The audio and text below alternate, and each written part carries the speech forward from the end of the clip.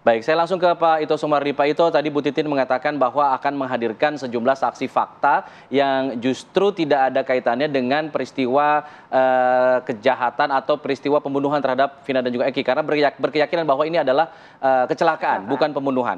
Kalau dari Pak Ito sendiri, definisi dari saksi fakta itu seperti apa Pak Ito?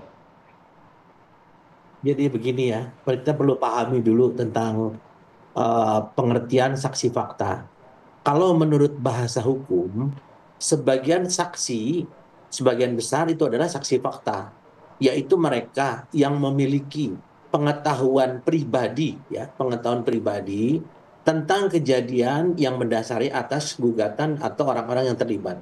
Siapapun dapat Hmm, memberikan kesaksian tentang fakta. Namun demikian kan tentu ini dikaitkan dengan kejadian yang sudah dilakukan rangkaian upaya hukum sampai dengan keputusan yang bersifat inkrah. Nah, di sini kan ada dua kejadian. Ya tentunya di mana dalam rekonstruksi itu juga ada kejadian dianggap kecelakaan lalu lintas, ada satu lagi kejadian ya, pembunuhan. Kalau bicara masalah kecelakaan lalu lintas, maka visum yang digunakan adalah cukup visum luar. Nah, manakala oke. penyidik merasa bahwa ada sesuatu yang tidak benar, maka dilakukan ekshumasi atau penggalian mayat, atau mungkin saat itu juga dimintakan adanya otopsi atau visum dalam. Nah, hasil dari otopsi ini adalah diberikan oleh saksi ahli, yaitu dokter forensik. Sehingga ini akan meyakinkan bagi jaksa penuntut umum ataupun hakim menentukan apakah ini memang kecelakaan lalu lintas ataukah memang ini ada pembunuhan.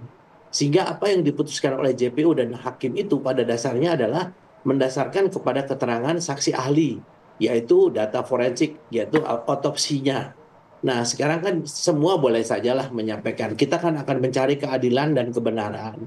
Tentunya dalam hal ini, dari pihak hakim pun akan menilai apakah keputusan hakim terdahulu yang telah menjatuhkan hukuman pada para terpidana termasuk Saka Tatal ini, apakah itu merupakan keputusan yang keliru atau tidak.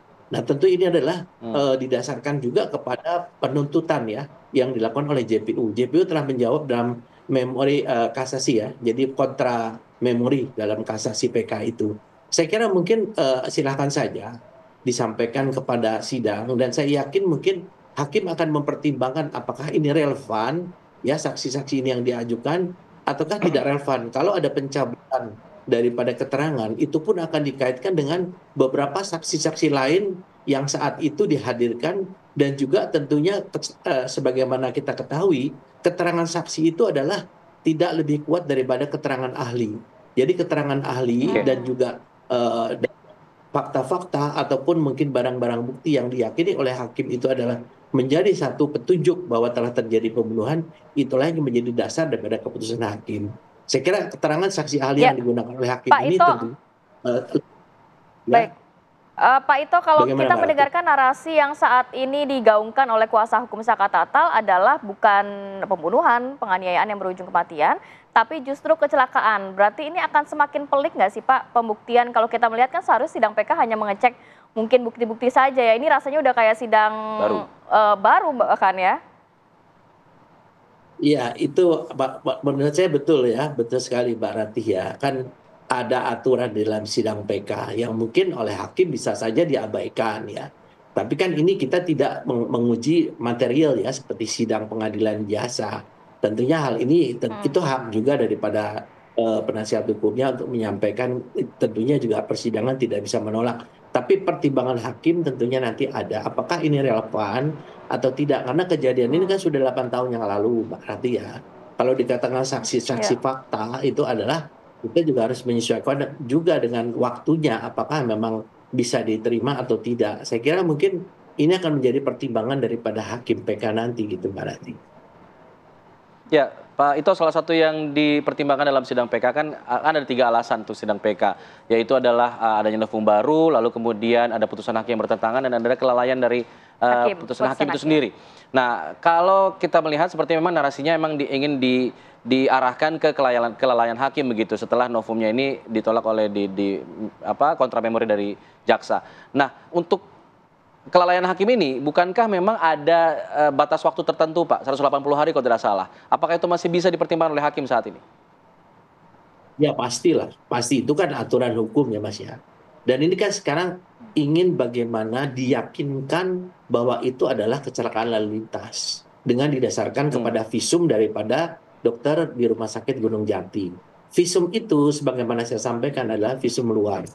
Nah, sedangkan untuk visum dalam atau otopsi, itulah yang bisa meyakinkan apakah memang kematiannya itu disebabkan oleh kecelakaan lalu lintas, ataukah ada tanda-tanda lain kekerasan yang diyakini oleh dokter ahli forensik ini adalah merupakan sesuatu yang bisa mengarah kepada kasus pidana yaitu pembunuhan.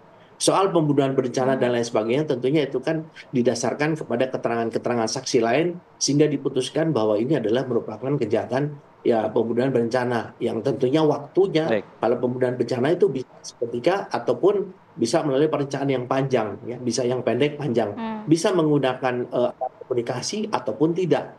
Sehingga kalau ada beberapa pendapat mengatakan kenapa handphonenya tidak dicek. Nah, kalau dia tidak menggunakan alat komunikasi tentunya sulit kalau dijadikan alat bukti. Saya kira itu mungkin Baik, pemahaman Pak, dari saya ya. Pak Ito.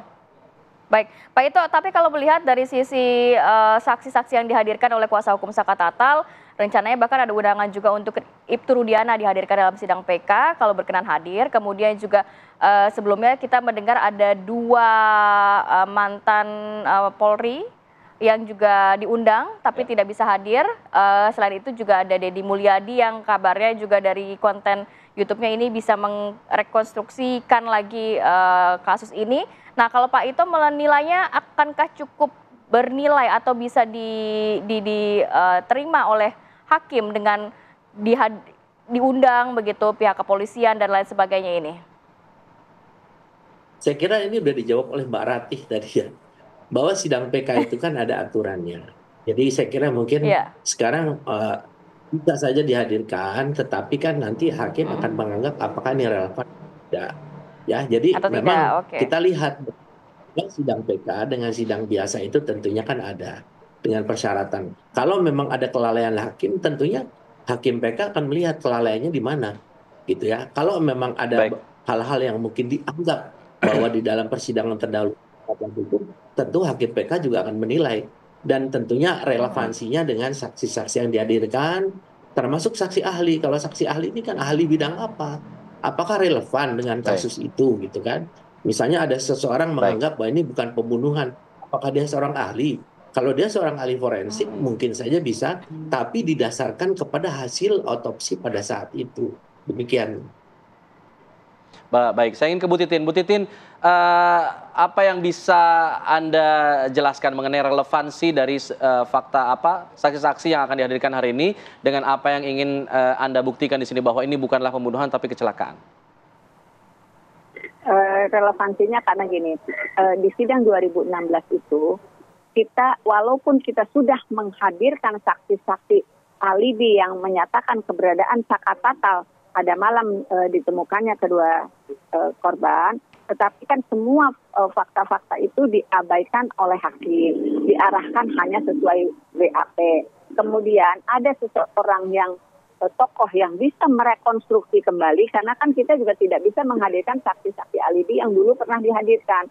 Ada tokoh yang bisa merekonstruksi kembali dan menjelaskan sebetulnya betul tidak sih saksi-saksi yang dulu dihadirkan itu berada di tempat seperti yang diungkapkan, dan itu kan ternyata terkonfirmasi bahwa sebetulnya mereka betul sesuai dengan alibinya. Hanya waktu di persidangan 2016 karena keterangan yang didengarkan itu keterangan terdakwa Saka dulu, baru kemudian keterangan saksi alibi, pada akhirnya hakim waktu itu yang diketuai oleh Ibu Etik selalu menyatakan Saka sudah mengaku, Saka sudah mengaku, Saka sudah mengaku.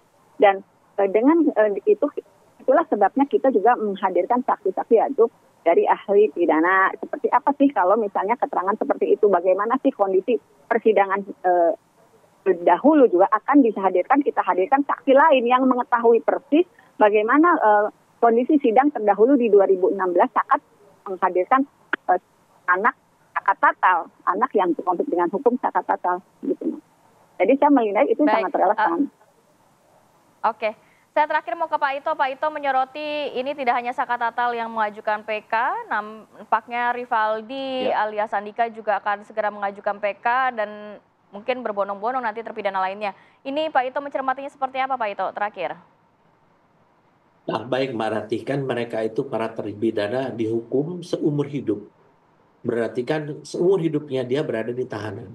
Tentunya harus ada upaya Ya. hukum seseorang apakah dia bersalah atau tidak bersalah untuk melepaskan jeratan hukum ini dengan berbagai cara.